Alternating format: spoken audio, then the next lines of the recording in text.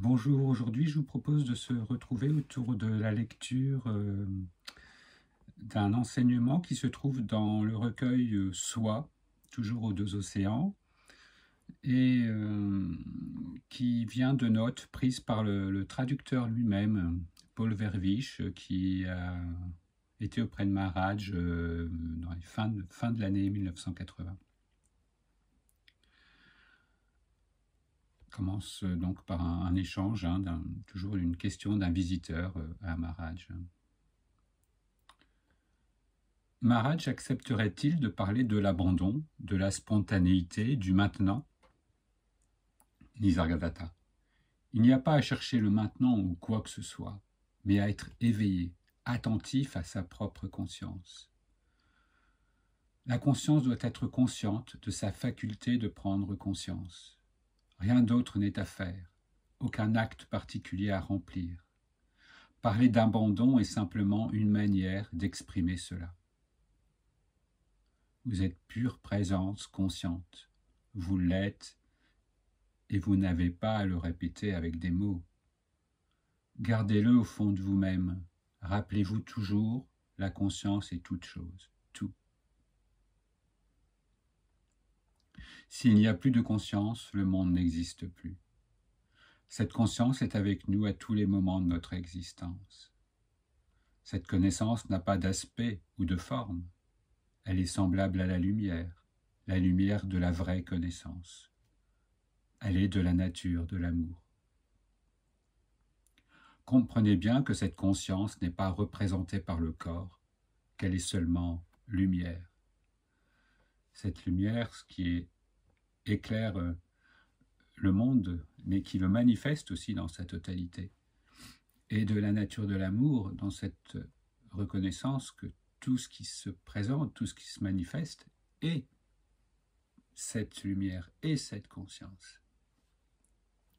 Qu'est-ce qui pourrait être autre, séparé d'eux, exister indépendamment? C'est impossible, totalement impossible. La lumière révélant l'existence, voilà votre véritable nature. Et ne demandez pas qui sont les parents de la lumière ou quelle est sa caste, quelle est là, elle est là, c'est tout. Sans origine, sans processus, sans même souvent la question mais pourquoi? Non, juste, voilà. Revenir à ce plus à la fois merveilleux et simple de nous. Bien avant les questions qui viennent dans le mental. La lumière est la découverte « je suis ». C'est l'aboutissement du corps essence de nourriture. Ce « je suis » est la condition indispensable pour que le monde apparaisse à l'existence. Dans son image est contenu tout le reste. Là, c'est ce « je suis » en tant que, dans sa dimension de matrice, on pourrait dire, de créatrice de toute manifestation. Et de toutes les perceptions. Nisargadatta évoque souvent ce terme de corps, essence de nourriture, c'est-à-dire le corps physique avec tous ses sens, ces possibilités de perception qui vont capter et en même temps créer une certaine vision de ce monde.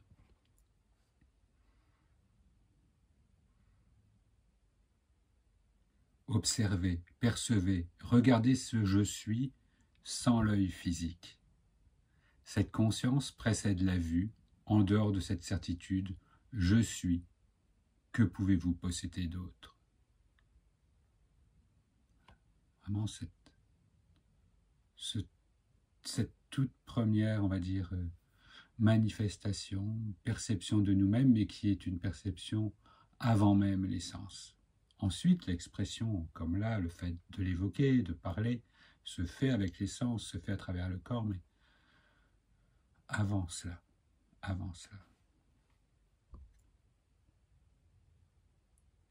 Sans nom, sans corps, parlez-moi de vous-même. Dites-moi quelque chose sur vous, sans vous référer à vos souvenirs et à votre intellect. Voilà, c'est vraiment cette invitation à la façon aussi, un peu des koans zen même, sans nom, sans corps, parlez-moi de vous-même. Amené à quitter voilà, cette fixation, cette identification aux pensées, aux perceptions, aux explications. Voilà. Et c'est là toute la beauté et l'agilité de Nisargadatta. C'est à la fois en utilisant dans ce qui est propre au Jnana Yoga, d'utiliser le mental, l'intellectuel, de poser les questions, on pourrait dire jusqu'à ce qu'il n'y en ait plus, et bien de se servir de ce qui nous sépare de nous-mêmes pour nous y ramener en quelque sorte et nous, on pourrait dire, nous recatapulter en nous-mêmes. Quand votre corps sera usé ou endommagé, la conscience s'en dégagera et les gens à l'extérieur diront « il est mort ». Mais vous qui êtes la connaissance « je suis », vous ne le serez pas, car rien ne sera changé. Le principe qui s'éteint n'est pas le corps, c'est ce qui alimente le corps et ce n'est pas vous. Différence capitale, indispensable entre cette différenciation à faire entre notre apparence, ce corps qui va un jour mourir, qui va se retrouver allongé sur un cercueil, voilà, et ce que nous sommes véritablement, c'est-à-dire ce qui anime ce corps. Voilà.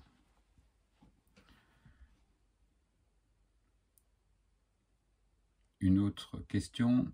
Alors, le traducteur nous met bien en garde, comme dans beaucoup de recueils, c'est que ce n'est pas toujours la même personne qui pose les questions et on peut des fois passer dans un même enseignement à une phase un peu différente ou un questionnement différent. Dans le sommeil profond, la conscience est immergée dans Parabrahman et le corps vit au ralenti attendant son retour. C'est donc uniquement la force vitale liée à la respiration qui relie les deux. Cela semble une force très puissante. Est-elle cette source, cette racine de la manifestation dont vous avez déjà parlé? Oui, la force vitale est très importante, très puissante. Tous les mouvements, toutes les actions sont causées par cette force vitale, prana. À l'intérieur du corps, elle est prana, on l'évoque de cette façon-là, c'est la force de vie qui garde le corps vivant, qui permet qu'il soit animé et vivant. À l'extérieur, elle est l'espace. Vos activités semblent avoir lieu à l'extérieur, mais elles se produisent en fait à l'intérieur. Là, c'est un développement intéressant. C'est la conscience qui ressent la peine et le plaisir, ce n'est pas le corps. C'est la conscience qui perçoit un monde appelé extérieur. En fait, tout se passe à l'intérieur. Tout a lieu seulement dans le corps subtil, conscience. Voilà, tout a lieu dans cette conscience. Intérieur, extérieur, c'est en même temps ce qui permet de créer cette illusion de quelqu'un ici qui évolue dans un monde, et voilà, ça a été déjà développé dans d'autres vidéos, dans d'autres enseignements. C'est vraiment voilà, une clé aussi de revenir à ce que j'appellerais ce 0 centimètre de nous-mêmes. Le monde commence à 0 centimètre de nous-mêmes, c'est-à-dire cette entière manifestation, que ce soit une pensée intérieure, silencieuse, que ce soit une perception au niveau corporel, c'est déjà la manifestation, c'est déjà ce tout.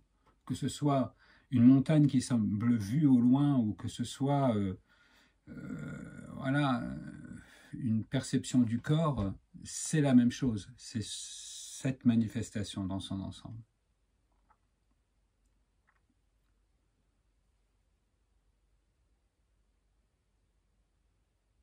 Je parle toujours de la connaissance intérieure.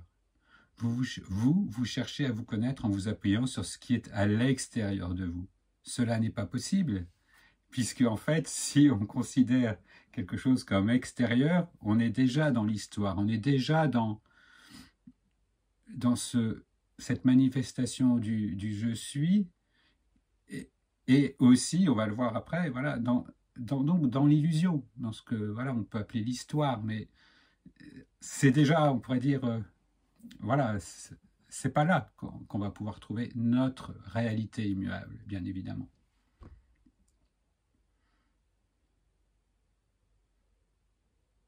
Quand vous vous connaîtrez, quand l'identification au « je suis une forme » aura cessé, vous connaîtrez votre être. et tout sera vivant et vrai, parce que pour le moment, rien n'est réel pour vous.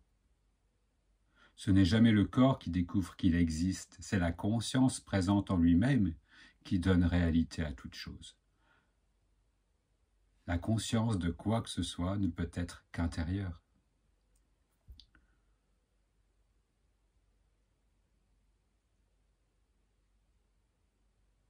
Dans le processus de la méditation, la première chose nécessaire est qu'il n'y ait pas de pensée, pas se laisser emmener par les pensées, pas de mots, plus rien de mental, plus rien de signifiant. Portez votre attention sur la non-attention. Identifié au corps, vous parlez beaucoup, mais sur cette question de la conscience, vous ne dites pas grand-chose. Allez-vous comprendre ceci au centre de vous-même? Il y a cette connaissance « je suis ». Demeurer présent à ce « je suis » a une grande importance et a une grande signification. Et, pourtant, à un certain stade de maturité, il devient sans signification. S'immerger dans cette connaissance « je suis » est Bhagavan, splendeur. C'est une illumination éclairant comme la foudre. Vous êtes seulement lumière et de cette révélation le monde surgit.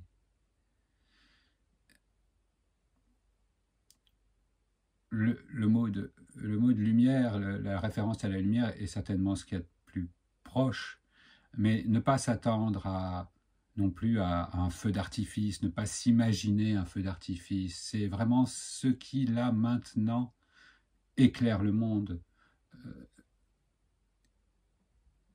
Voilà, la trame sous-jacente.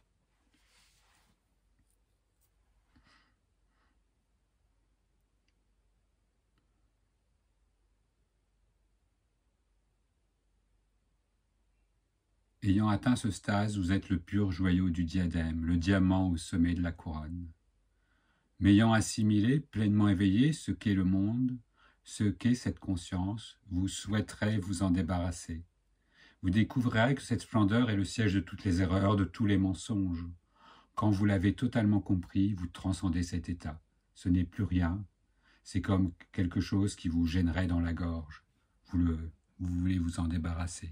Voilà, là, Nisargadatta prépare déjà la deuxième phase, voilà, qui est à la fois voilà, ce « je suis » à un moment donné, et voilà, il le répète sans cesse, voilà, là où il faut venir se placer, et ensuite pour voir que c'est aussi la source en même temps, en tant que matrice de ce monde et de toute cette maya, hein, eh bien c'est aussi la cause première de la séparation de nous-mêmes. Donc, je suis comme une porte, hein, je suis cette porte qui d'un côté nous permet de nous plonger dans ce monde, et de l'autre qui nous ramène à notre avant-tout, voilà, à notre propre mystère.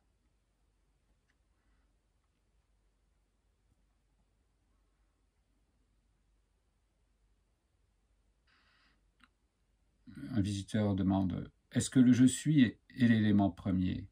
Nisargadatta Maharaj, « Je suis » est potentiellement dans l'élément premier. Initialement, tout est exprimé au travers de cet élément premier. Ensuite, à travers le corps qui mécaniquement exprime le monde.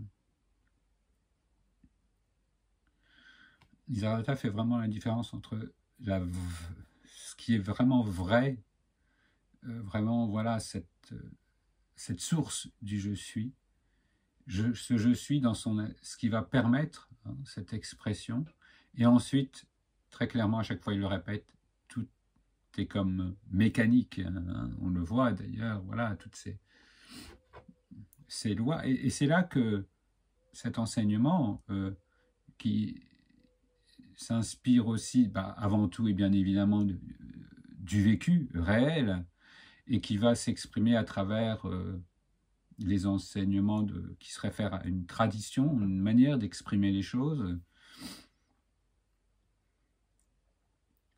eh bien, ne se pose aucunement aux découvertes, au langage scientifique. Ça ne remet pas en cause les lois de, je sais pas, la gravité, de la façon de fonctionner. Mais il ne s'agit pas de quelque chose d'un monde extérieur, c'est la manière dont cette manifestation, très, on va dire, mécaniquement, Nisargadatta emploie ce mot, va s'exprimer, voilà, au sein de la conscience.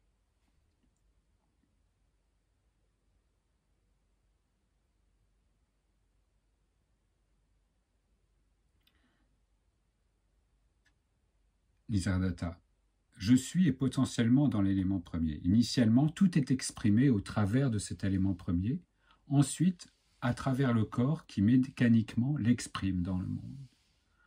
Ces éléments de base sont très importants. Ils célèbrent la gloire de toutes les déités, c'est Bhagavan. Mais quand vous aurez réalisé ce que c'est, que vous serez unis à cela, vous vous en débarrasserez pour atteindre l'état parfait. Se tenir avant, retrouver ce qui de nous est cette immuabilité, cette stabilité, cette complétude, cette félicité, avant toute manifestation, avant toute histoire. Histoire dans manifestation dans son ensemble, ce grand je suis, cette grande Maya, et en même temps histoire, au sein de cette histoire, d'un petit personnage, voilà, qui va, une histoire qui raconte la naissance, la mort, qui raconte l'immuable, qui raconte l'opposition, moi, l'autre, moi, le monde, qui raconte la peur, qui raconte une histoire d'aller justement, de se retrouver, de s'éveiller, hein, de réaliser notre véritable nature. Où ça?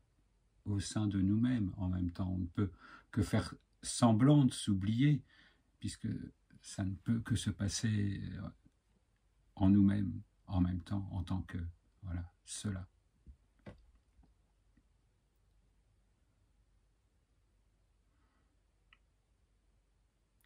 Nisargadatta demande aux visiteurs: quelles conclusions allez-vous retirer de tout ceci? Et en vous conformant à ces conclusions, quelle conduite allez-vous adopter dans le monde? Question aussi un peu piège de Nisargadatta, comme il avait l'habitude aussi d'en poser. Et le visiteur commence: j'ai l'intention de... et Nisargadatta le coupe, très, comme il avait l'habitude, très sèchement, très directement, impulsivement. Non, la conclusion d'abord. Empêcher tout de suite l'histoire de se reproduire. Je vais faire ceci, je vais faire cela, je vais changer, je vais être différent, j'ai compris.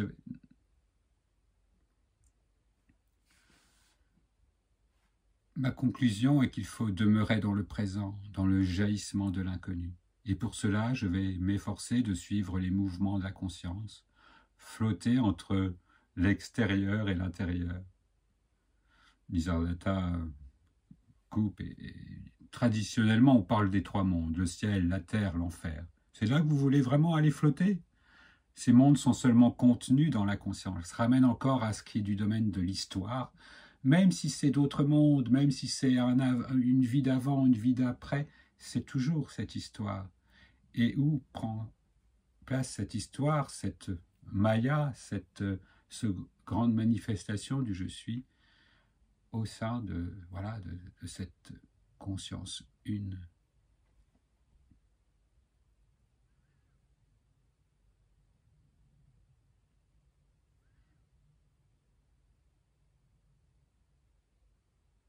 Et Nisargadatta finit le non manifesté découvre son être au travers du manifesté. C'est uniquement le non manifesté qui expérimente ce je suis, et non pas la petite personne, bien sûr. Écoutez bien ceci. Le je suis est une illusion. Je suis, c'est Maya, c'est l'histoire. Et tout le reste est vrai.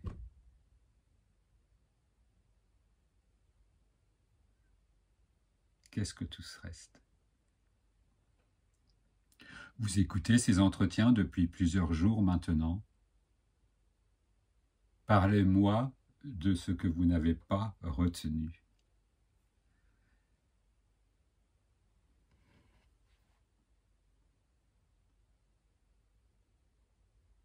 Parlez-moi de cela.